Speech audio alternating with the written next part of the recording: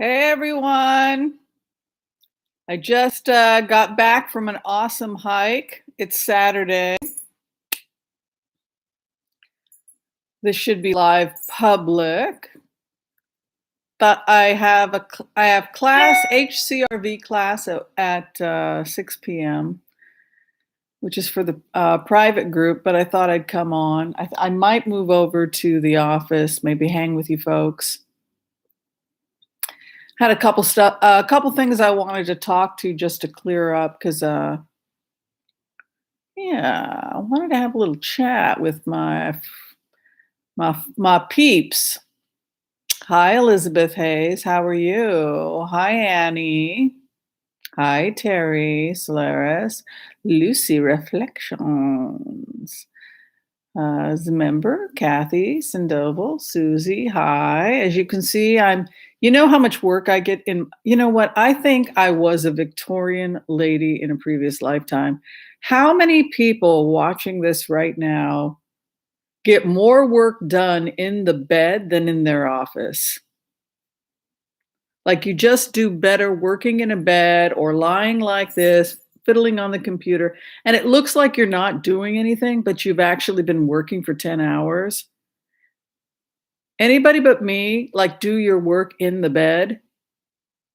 I'm just more comfortable like this than sitting up. It's just a comfortable position to work in. So it looks like I'm doing nothing, but I'm completely set up. I set my office in my bed.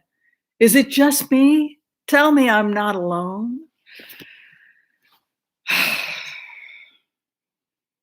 This is how I work. What can I tell you? But then I have to physically get up and go, I'm just not as comfortable. Often people want to see my face when I give them a reading on the phone. And I'm too embarrassed to admit that I'm sitting with my legs folded on my table, petting my cat, playing with the cards. But I do my best work when I'm comfortable, right? Whereas I find when I go in the office, I'll say, okay, I'm going to be professional. The person wants to see me live. I'll put on lipstick. I'll be the professional reader. I feel like to some extent the facade, right? The facade that I have to put on, it almost like, yeah, that was a good corporate reading, I don't know. Anyway, folks, there's a reason why I called you here, 150 of you. And if you need me to do a little bit of reading to make up for the fact that I've taken your time. Hi, Connie.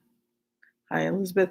I've been getting a lot of feedback about the join button. People are upset that I started a join button.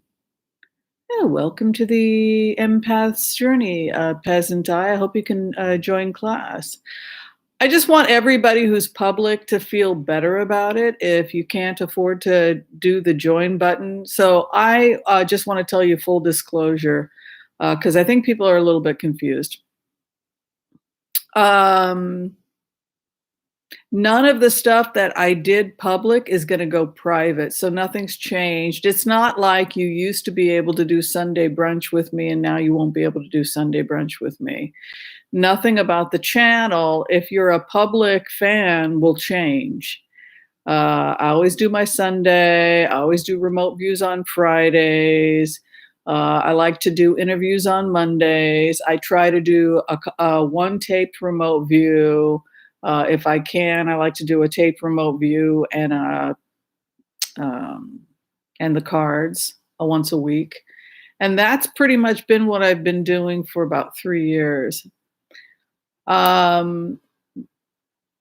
have a lot of student loan debt, as I've mentioned before, about 350,000. I don't know how this is going to end with the feds, how much they're going to actually make me pay. So anyway, the point is so I decided that I would start teaching HCRV and naturopathic medicine, the wise ways, nutrition, tarot cards, because it's part of my skill set, right? And then I could raise money to pay off the student loan debt. So that's what You know me, I'm a simple girl. Gonna tell you, I don't need much. So I didn't want people to get the wrong impression that, oh, Whimsy's gone corporate. It's like, no, Whimsy's taking care of the loans, and I want to continue, of course, do some philanthropy work while I pay off the student loan debt. So basically, my commitment to Gaia is that I will give my time to her, to the planet. So we run fundraisers here. Of course, I don't get paid for that. We just do the time, and also we donate when we can as well. So that's basically where the channel is headed. Don't worry, nobody's joy is being taken from them. It's just, and there's plenty of HCRV free classes, also public if you go to the playlist.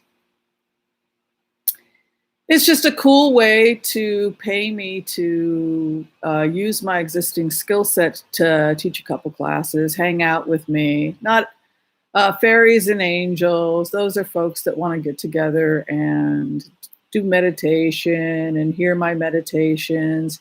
A lot of people that watch the public channel have no interest in hearing my meditations, how I connect to spirit, or how I, look at the world, or so yeah. So it's just a cool way to make sure I got the retirement and the student loans paid off while continuing to maintain the public stuff that I've always maintained. So don't worry. I'm just being a responsible adult, or everything could be free and I could, not pay back the student loans, and that wouldn't be very nice. So yeah, that's what's going on. Ew, Kate has joined Fairies and Angels, as has Sandra. All right, so here's the question. We've got fairies, we've got angels.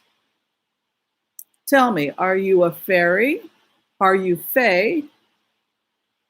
Or are you an angel? Or are you 50-50? Are you 50% angel, 50% fairy?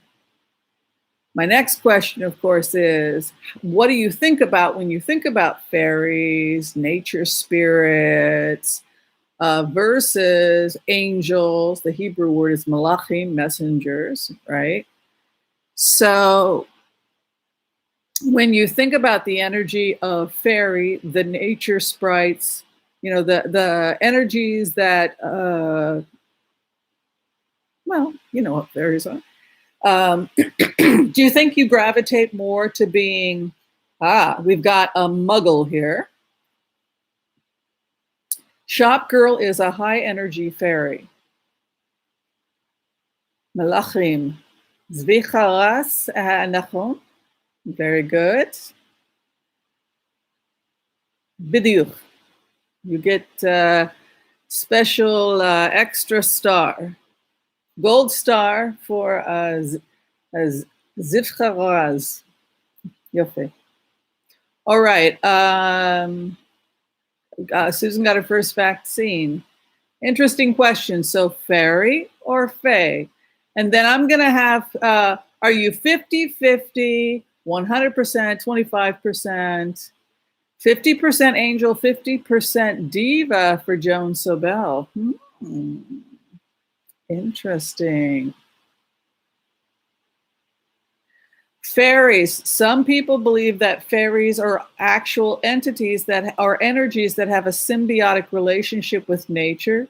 For example, we know mushrooms have a symbiotic relationship with trees, right? Mycorrhizal.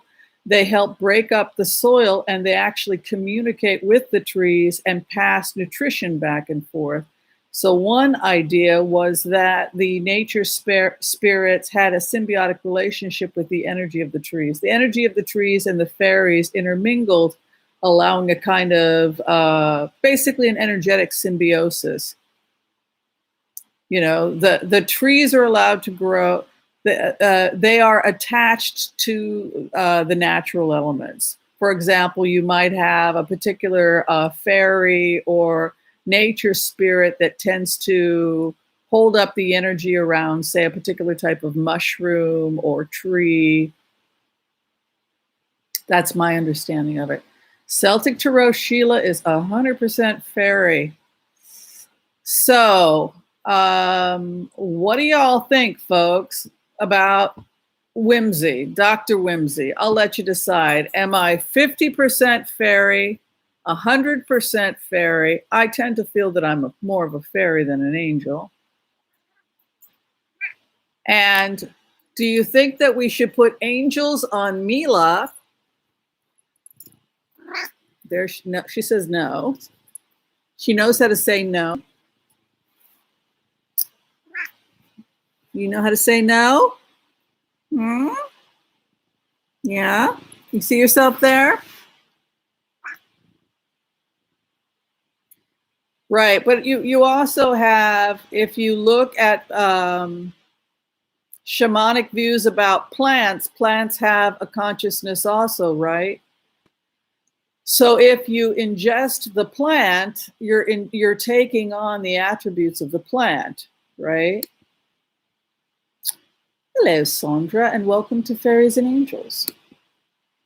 So if the idea is that the energy that you ingest, you have taken on as above, so below, then you're taking on the energy of the plant. If you're talking about grounding or spending time in nature and the relationship that we have with the plants and the fact that there are certain chemicals that are,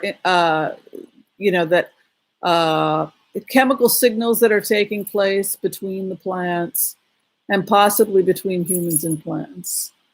So, yeah, Mila's very talkative today. She's a little excited, and when she gets like this, she's probably, her tail's going crazy. She wants to play. Kathy Sandoval, you think I'm 90% fairy, 10% angel for Whimsy? Yeah, maybe. See, I try to be a good angel, but you know the legend of the Oracle of Whimsy, right? You know the Oracle of Whimsy was kicked out of Tibet because the Oracle of Whimsy refused to follow the rules, was fickle, was unpredictable, got people to be like children, got them to not take themselves so seriously. It's an oracle that's associated, similar to the idea of the Pied Piper in mythology. But it's also a sad oracle because it went into exile even before. When it went into exile, they say that Tibet lost its enchantment because the Oracle of Whimsy was also able to bring the world enchantment. And I think of Robin Williams as channeling that kind of energy of, the whimsical oracles that, but I thought that was a great oracle to kind of like develop as a character for YouTube, because I could totally see myself never being allowed to go back to Tibet because I would be the oracle that would not be able to follow the rules. I would be the oracle that would be like, you mean I gotta get up at 4:30 in the morning? What? Thank you, Ruth. Thank you for joining Fairies and Angels.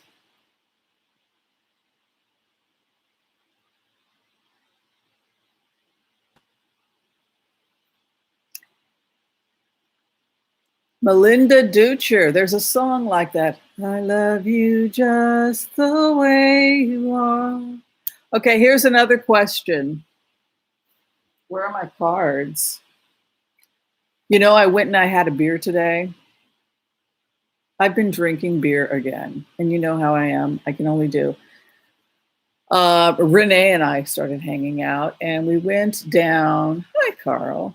Good to see you. We went down. We ate so much food. It was such a beautiful day in Portland. We walked down to the water. Oh my gosh, it was so beautiful. But you know what the weird thing was? We went to McMenamins on the water. The weird thing is, and you're not going to believe what they ran out of. What is the most random, unlikely thing that McMenamin's pub would run out of? Pub. It was a. It's a pub. It's a gastro pub restaurant. You're not going to believe it. It's the Oracle of Whimsy. Okay.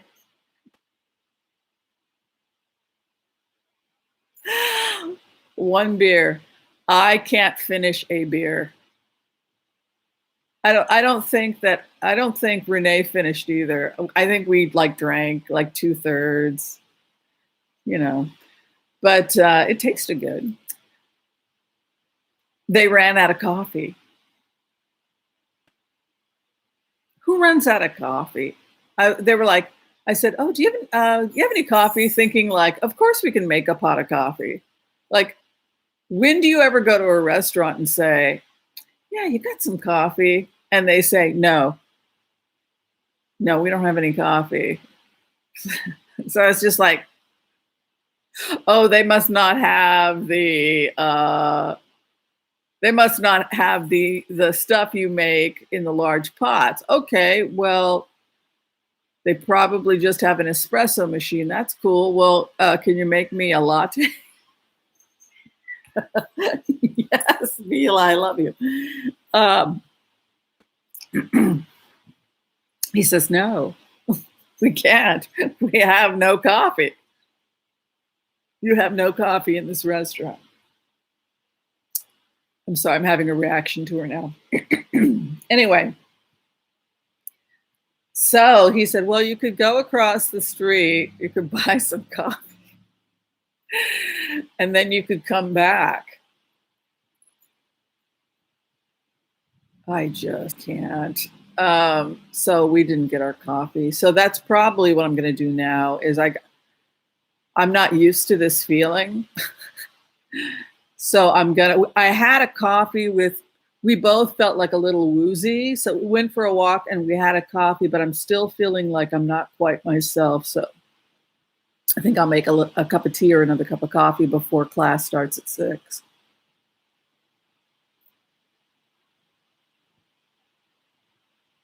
I don't follow rules. I don't follow the rules. I have a problem with vows.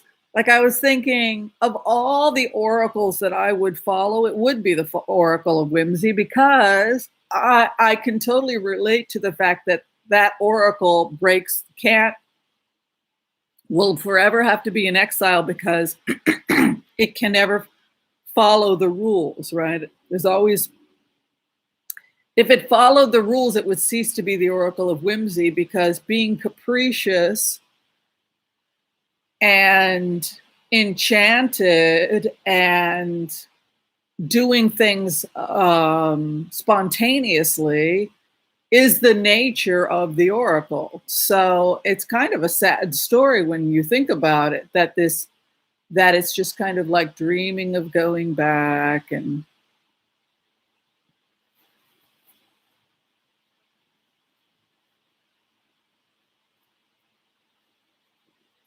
ah. So here's the thing about following the rules. So I decided I would take one vow and see how long I could keep the vow, right?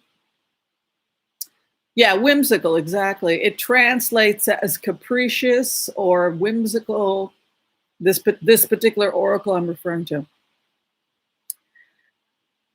So I said, okay, I'm going to see how long I can commit to being a vegetarian because I know myself, right? As soon as I visit somebody, as soon as I go someplace and I can smell like some unbelievable, like grilled salmon and what's happening, spring and summer are hitting. It's been over a year I've been a vegetarian.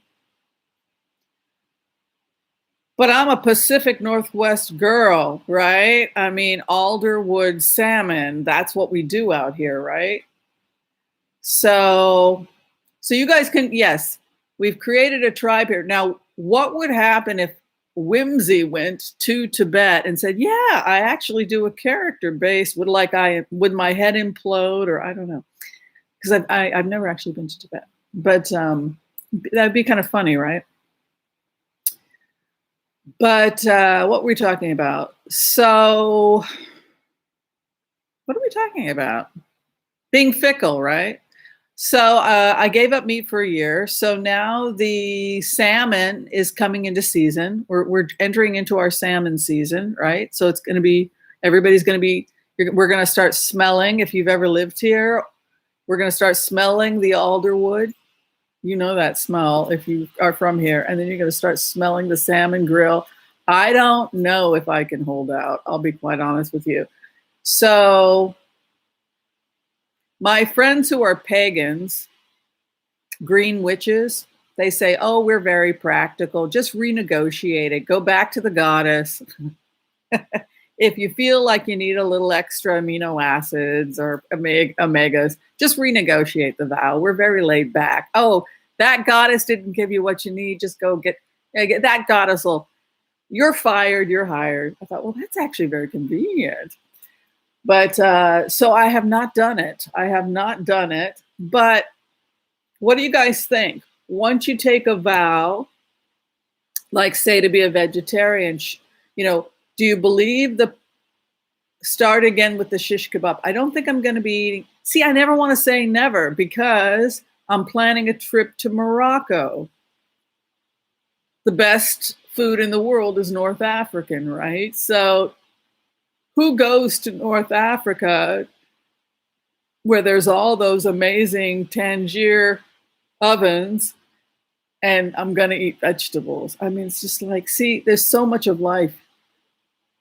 Salmon is very good for your brain. Shop Girl has been a successful vegan since 2004. See, I've been a successful vegetarian since last year. But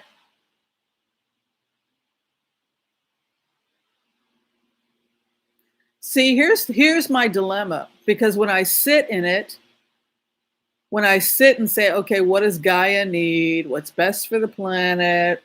What's the natural order? I love Indian food, Carrie.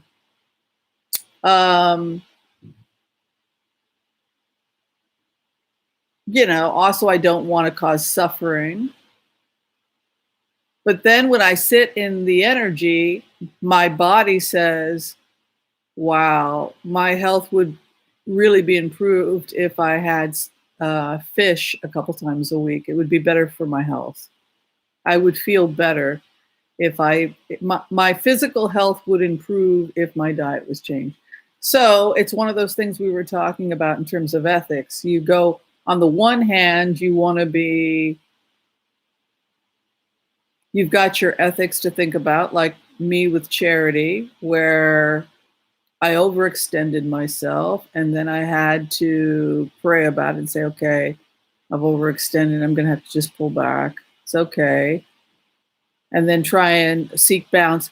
You never want to be greedy, right? You never want to take too much, and you never want to give so much you're putting your own health, retirement, etc. at risk.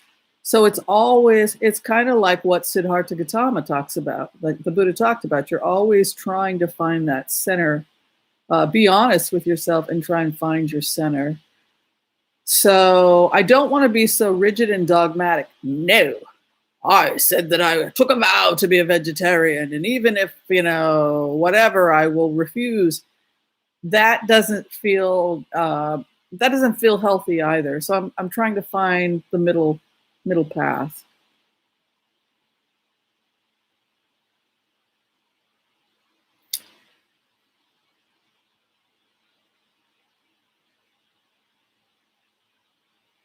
Moderation.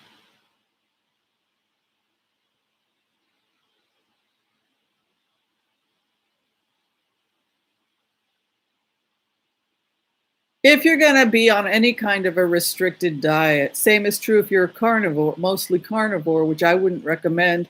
I've done a lot of autopsies. Trust me, the vegans are doing much better on autopsy. If you're healthy, I mean, like anytime you have